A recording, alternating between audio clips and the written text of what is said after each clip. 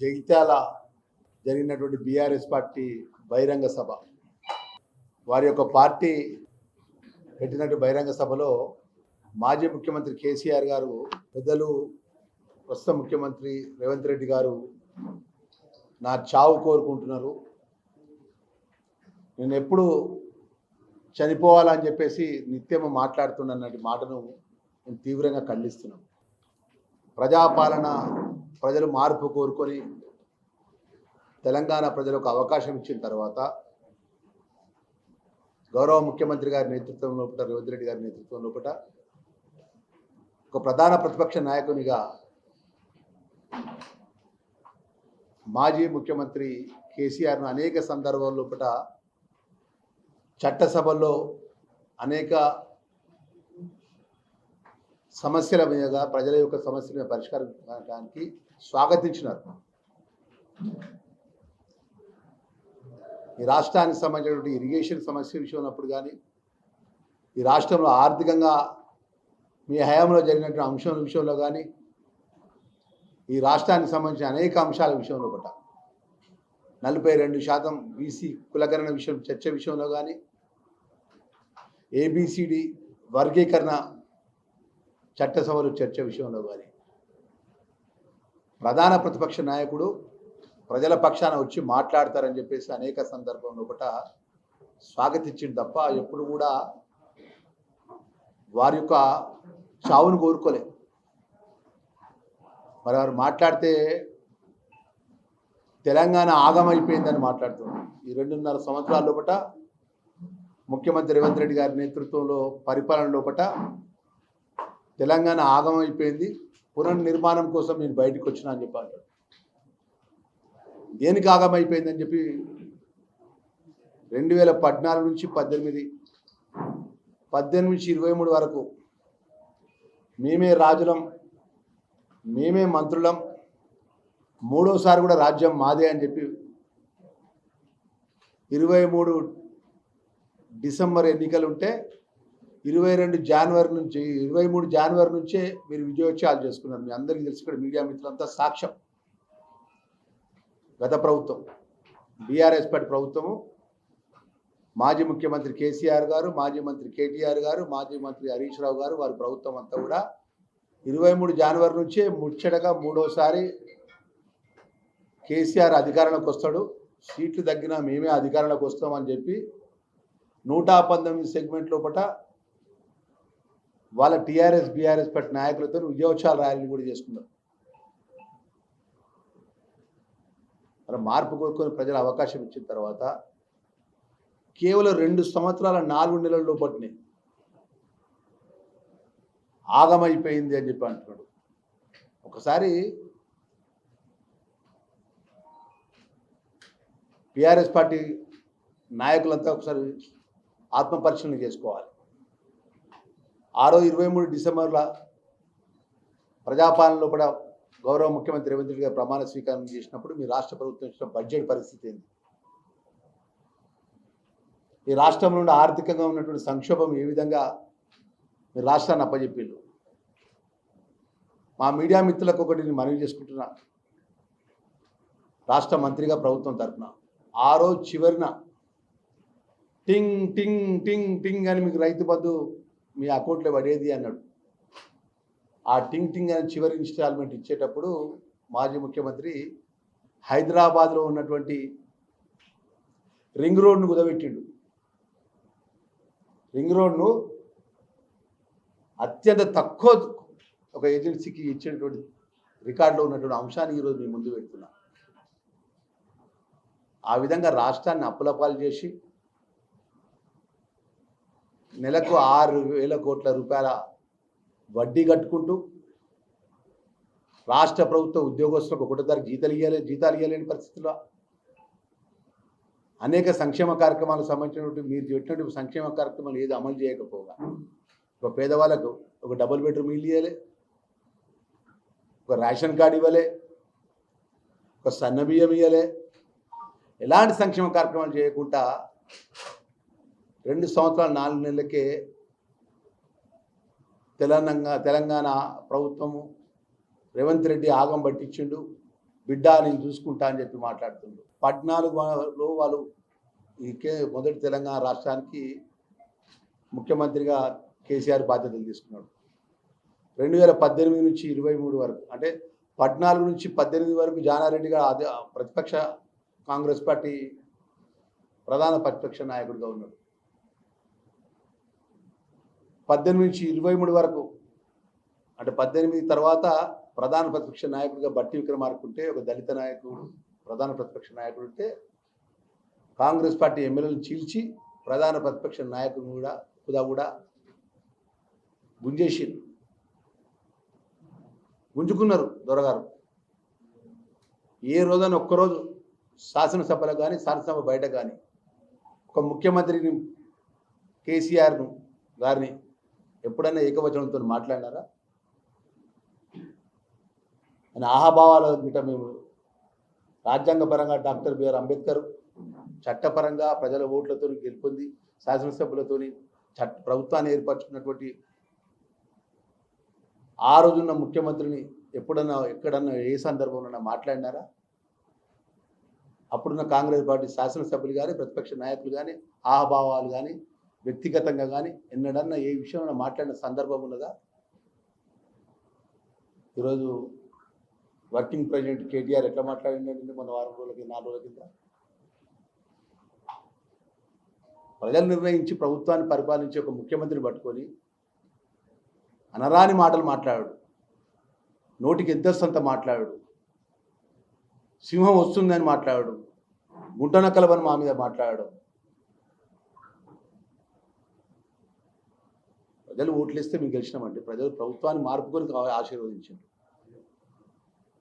మరి ఆ విధంగా మీరు మాట్లాడే సంస్కారం ఈ 2 సంవత్సరాలు 4 నెలలకు ఎందుకు ఆక్రోశం అని చెప్పి అంటున్నా. నేను మొదటిసారి శాసనసభ్యుడు అయినా, మా మీడియా మిత్రులు చాలా సీనియర్ జర్నలిస్ట్ ఉన్నారు, చాలామంది మీడియా మిత్రులు ఉన్నారు. ఇక్కడి నుంచే జిల్లా పరిషత్ చైర్పర్సన్గా నా రాజకీయ జీవితాన్ని మొదలుపెట్టిన. నేను శాసనసభ్యులు అనుకున్నా, చట్టసభలో పోయినప్పుడు చాలా హోదాగా ఉంటారు, విషయం మీద తెలుసుకోవాల్సినటువంటి మాలాంటి కొత్త వాళ్ళకు సబ్జెక్ట్ తెలుసుకోవాల్సిన అవకాశం ఉంటుంది. అంటే ఎట్లా అంటే హరీష్ రావు గారు కానీ, కేటీఆర్ కానీ, పల్లరాజేశ్వర రెడ్డి గారు కానీ, జగదీశ్వర్ రెడ్డి గారు కానీ, ప్రశాంత్ రెడ్డి గారు కానీ, నిన్న మొన్న గెలిచిన కౌశిక్ రెడ్డి గారు కానీ, కోరుట్ల ఎమ్మెల్యే కానీ మాట్లాడితే ఏకవచనంతో మాట్లాడితే చట్టసభలు ప్రభుత్వమే దాడి చేసిన ఎట్లున్నదంటే అసలు వీళ్ళు వాళ్ళ అధికారంలో ఇది కలనా నిజమా, వాళ్ళెందుకు ఆ సీట్లో కూర్చున్నారు, ముఖ్యమంత్రిగా అసలు రేవంత్ రెడ్డి కూర్చున్నాడు అనే విధంగా అవమానపరంగా సభల్లో మాట్లాడడం. ఈ విధంగా 2 సంవత్సరాలు 4 నెలల్లో కూడా కుట్ర పెట్టుకొని కలమషం పెట్టుకొని ఈరోజు ఒక 30-40 సంవత్సరాలు కాంగ్రెస్ పార్టీ పనిచేసినటువంటి జీవన్ రెడ్డి అడ్డం పెట్టుకొని ఒక సభ పెట్టుకొని గ్రామాల మీ టీఆర్ఎస్ బీఆర్ఎస్ కార్యకర్తలను మీకు అక్రమంగా సంపాదించిన కోట్లాది రూపాయలతో జన సమీకరణ చేసుకొని ముఖ్యమంత్రిని ప్రభుత్వాన్ని ఇష్టానుసారంగా మాట్లాడితే రాబోయే రోజుల్లో ప్రజలు అన్ని గమనిస్తున్నారు. వాస్తవాలు ఎక్కడికి పోవు. వాస్తవాలు అనేది ఈరోజు పేదవాళ్ళకు సంబంధించిన మార్పు కోరుకోవాలి. జీవన్ రెడ్డి మాట్లాడతాడు బాగా మాకు ఒక విధంగా ఒక సామాన్యమైన కార్యకర్తలు, ఇప్పుడు నేను కానీ మా సత్యం కానీ, జీవన్ రెడ్డి 30 సంవత్సరాలు 40 సంవత్సరాలు కాంగ్రెస్ పార్టీలో పనిచేసేటప్పుడు విధేయతగా ఉన్నప్పటికీ తను ఒక మాట అంటాడు, అది రేవంత్ రెడ్డి పోవాలి, కేసీఆర్ రావాలి. ఎందుకు పోవాలి రేవంత్ రెడ్డి గారు ముఖ్యమంత్రి గారు? అర్హత ఉన్న వాళ్ళు రేషన్ కార్డు ఇచ్చినందుకు పోవాలన్నా? ప్రతి కుటుంబానికి సన్నబియ్యం ఇచ్చినందుకు పోవాలన్నా? 200 యూనిట్ కరెంటు ఉచితంగా ఇచ్చినందుకు పోవాలన్నా? ఇందిరమ్మ ఇల్లు ప్రతి పేదవాడికి ఒక్కొక్క నియోజకవర్గంలో కూడా 3,500 నియోజకవర్గంలో ఇల్లు కేటాయించుకుంటూ ఒక్కొక్క కుటుంబానికి 5 లక్షల రూపాయల ఇందిరమ్మ ఇల్లు యొక్క కళను నిజం చేసినందుకు పోవాలన్నా? నిరుద్యోగ యువకులకు ఉద్యోగాలు ఇచ్చి ఆ ఉద్యోగాల పత్రాలు హైదరాబాద్ ఎల్బీ స్టేడియంలో నేరుగా ఇచ్చినందుకు పోవాలన్నా? మీరు కాళేశ్వరం పేరు కూలేశ్వరం వేసి కోట్లాది రూపాయలు దోచుకుంటే దాని మీద పూర్తి విచారణ జరిపించి ఆ విచారణ యొక్క రిపోర్ట్ను సిబిఐకి సమర్పిస్తే మిషన్ భగీరథ పేరు మీద ఏదైనా ఏ అంశమైనా తీసుకోండి, స్కీములు తప్ప వేరేమైనా చేసిందా అని చెప్పంటున్నా. ఏదన్నా ఒక గ్రామంలో ఈ తెలంగాణ రాష్ట్రం లోపల ఒక డబుల్ బెడ్రూమ్ ఇల్లు మీ సిద్దిపేటకో సిరిసిల్లకో తప్ప ఎక్కడన్నా డబుల్ బెడ్రూమ్ ఇల్లు కట్టించిన అంటున్నా. ప్రతి కుటుంబానికి దళితుని 3 ఎకరాల భూమి కొని ఇస్తా అన్నారు. మీరు పెట్టిన మేనిఫెస్టోలో ఎన్ని అమలు చేసిందని చెప్పి అంటున్నాం. ఇక కాంగ్రెస్ పార్టీ అధికారంలోకి వచ్చినాక మీరు అప్పుల పాలు చేసి రాష్ట్రాన్ని అతలాకుతలం చేసి ఆర్థిక సంక్షోభం సృష్టించి మీకు అప్పచెప్పిన తర్వాత ఇలా ప్రజలకు ఇచ్చిన 6 గ్యారంటీ పథకాల లోపల గౌరవ ముఖ్యమంత్రి రేవంత్ రెడ్డి నేతృత్వం లోపల ఆర్థిక శాఖ మంత్రులు బట్టి విక్రమార్క కానీ, శ్రీధర్ బాబు గారు కానీ, పొన్న ప్రభాకర్ అన్న కానీ, నేను కానీ, మా శాసనసభ్యులు కానీ, మంత్రులందరం ప్రభుత్వం లోపల భాగస్వాములై మరి ఈరోజు సంక్షేమ కార్యక్రమాలు పెద్దగించుకుంటూ ప్రతి నెల 1వ తారీఖు కల్లా రాష్ట్ర ప్రభుత్వాలు ఉద్యోగస్తులకు జీతాలు ఇచ్చుకుంటూ రాబోయే 6 గ్యారంటీ పథకాల్లో మిగతా గ్యారంటీ పథకాలు ఏ విధంగా అమలు చేయాలనే విషయం లోపల 2 సంవత్సరాలు 8 నెలలు మాకు టైం ఉన్నది. ఇప్పుడే ఎందుకు ఇంత కోపం? పునర్నిర్మాణం చేయాలి. మేము బయటకు వచ్చినాం, 2 సంవత్సరాల కలిసి చూస్తా పిల్లలు ఏం చేస్తారో చూస్తున్నా అని చెప్పి చూసి ఇప్పుడు బయటకు వచ్చిందట మాజీ ముఖ్యమంత్రి. రైతు రుణమాఫీ చేసినాం, వడ్ల కొనుగోలు కాడ రైతులు ఇబ్బందులు పడుతున్నారు అంటున్నారు. రమ్మని ఇక్కడికి వస్తారు. ఉమ్మడి కరీంనగర్ జిల్లాలో 2023 డిసెంబరు గౌరవ ముఖ్యమంత్రి గారు ప్రభుత్వంలోకి వచ్చినాక, మార్పు వరకు వచ్చినాక, మేమందరం అధికారంలోకి వచ్చినాక వడ్ల కొనుగోలు కాడ ఎలాంటి తప్పా తాళాని నిబంధనలు కటింగ్ లేకుండా వడ్ల కొనుగోలు చేయించినామా చెప్పియలే రైతుల దగ్గరికి వెళ్ళి. సన్న బియ్యానికి బోనస్ ఇచ్చినామా ఇవ్వలేదా సన్న వడ్లకు? ఈ విధంగా అన్ని రంగాల్లో పట మీరు ఆర్థికంగా ఎంత ఇబ్బందుల పాలు చేసిన ప్రభుత్వాన్ని రాష్ట్రాన్ని గడిలో పెట్టి ఈరోజు ప్రభుత్వాన్ని నడిపిస్తుంటే మేము ఒకటే మాట చెప్తున్నాం. ఇవాళ 64 మంది శాసనసభ్యులు ఉన్నాం. మా మీడియా మిత్రులకు నేను మనవి చేస్తున్నా, 40 మంది శాసనసభ్యులు కొత్తగా మొదటిసారి శాసనసభ్యుడిగా మేము ప్రమాణ స్వీకారం చేసినాం. 40 మంది శాసనసభ్యులు ఎట్లా ప్రమాణ స్వీకారం చేసినాం? ఆ రోజు 23లో 22, 21లో పిసిసి అధ్యక్షుడిగా బాధ్యతలు తీసుకున్నారు రేవంత్ రెడ్డి గారు. ఈ రాష్ట్రానికి సంబంధించిన పెద్దలు ఉత్తమ్ కుమార్ రెడ్డి గారు కానీ, శ్రీధర్ బాబు గారు కానీ, బట్టి విక్రమార్క గారు కానీ, రాష్ట్ర కాంగ్రెస్ పార్టీ అంతా ఒక తాటిపై ఉంది. మేమే రాజులం, మేమే రంతుమంత్రులు పరిపాలించుకుంటూ రాష్ట్రాన్ని అతలాకుతలం చేస్తున్నటువంటి ఎదిరించి 40 మంది శాసనసభ్యులు గెలిపించుకున్నటువంటి కొత్తగా గెలిపించుకుని 64 మందితో రాష్ట్ర ప్రభుత్వం ఏర్పడిన సందర్భంలో పట్ల మీరు మాట్లాడితే మార్పు దేనికి మార్పు? ఎందుకు రేవంత్ రెడ్డి పోవాలి, ఎందుకు కేసీఆర్ రావాలి? ఒక సామాన్యమైనటువంటి దళిత వర్గం నాలాంటి లక్ష్మణ్ కుమార్గా, మేడిపల్లి సత్యంగా, ఆది శ్రీనివాస్గా మాలాంటి ఒక బీసీ ఎస్సీలను మొదటిసారి ఎమ్మెల్యేలను గెలిచినందుకు మా మీద ఆక్రోశమా? మేము మంత్రిగా ఆ బాధ్యత తీసుకుని ఆక్రోశమా మా మీద? ఎందుకు రేవంత్ రెడ్డి గారు పోవాలి? ఎందుకు కేసీఆర్ రావాలి?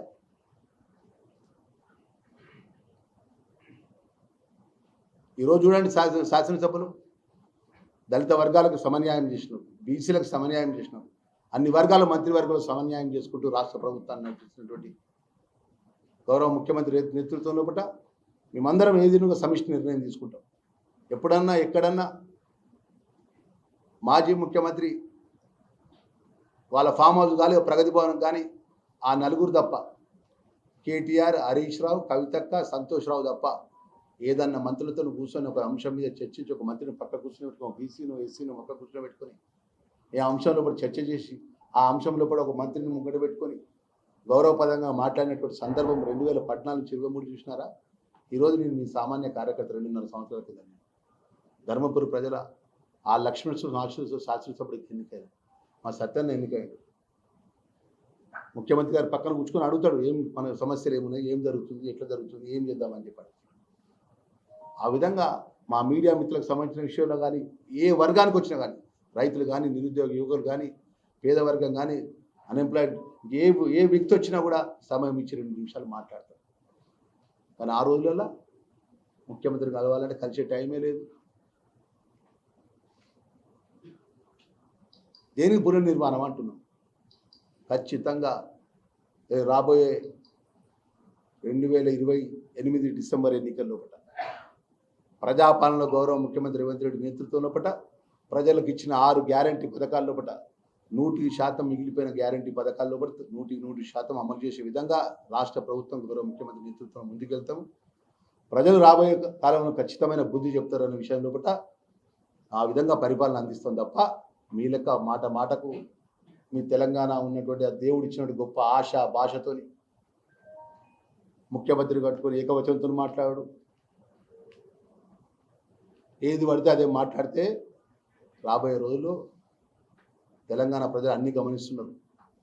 మేము మంచి చేస్తే మమ్మల్ని మంచి అంటారు, మేము మంచి చేయకపోతే ఏ విధంగా ప్రజలు ఏ విధంగా ఆలోచన చేయాలని ఆలోచన చేస్తారు తప్ప మీ లెక్క మాదే రాజ్యం, ఇక మేమే వస్తున్నాం, ఇక 4 రోజులకు వస్తున్నాం, ఇక 5 రోజులకు వస్తున్నాం, ఇక 10 రోజులకు వస్తున్నాం అంటే ఏమైంది?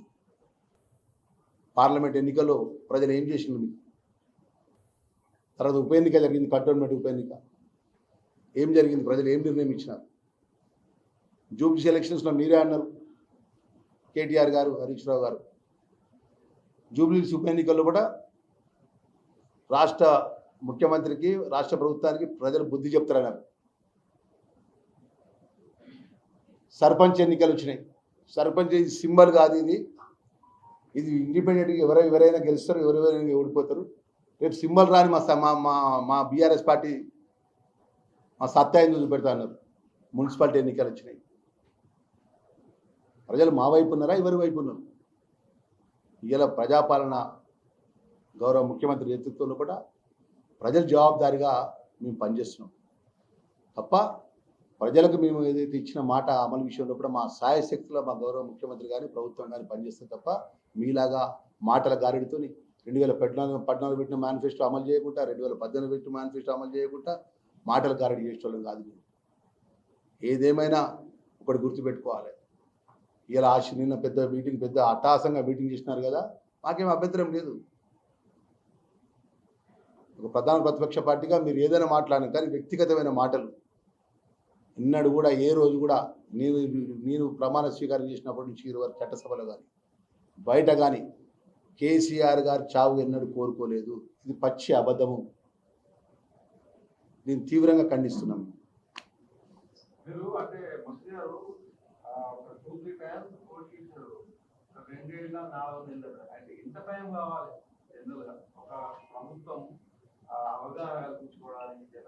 ఇప్పుడు మేము పనులు చేస్తున్నాం కదండి, ఇప్పుడు మేము పనులు చేయకుండా ఖాళీగా లేము కదా.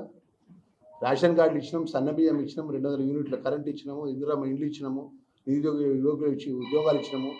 ఇక ప్రతి నియోజకవర్గంలో కూడా ఇంటిగ్రేటెడ్ హాస్టల్స్ 200 కోట్ల రూపాయలతో 25 ఎకరాల్లో అంటే ఇంటిగ్రేటెడ్ హాస్టల్ ధర్మపురంలో మొదలైంది.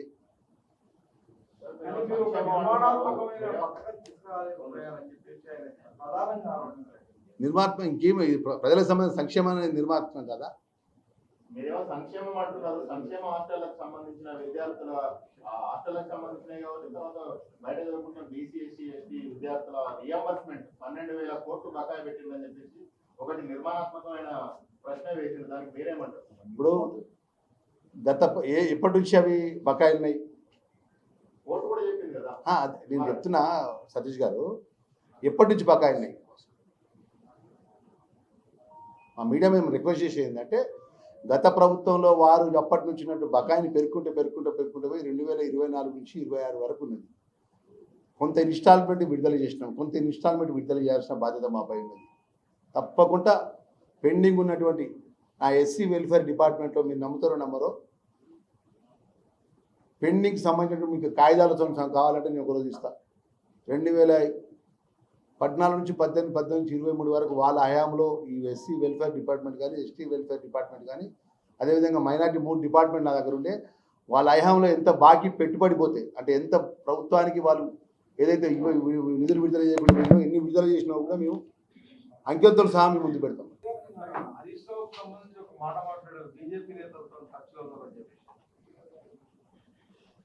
మేము అది కాదు,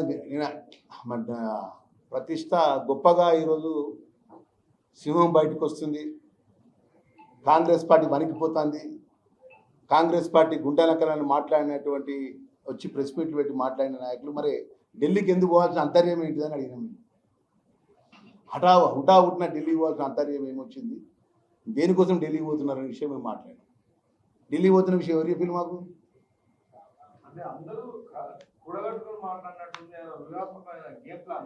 ఇక అది ఏదన్నా కాలం నిర్ణయిస్తుంది.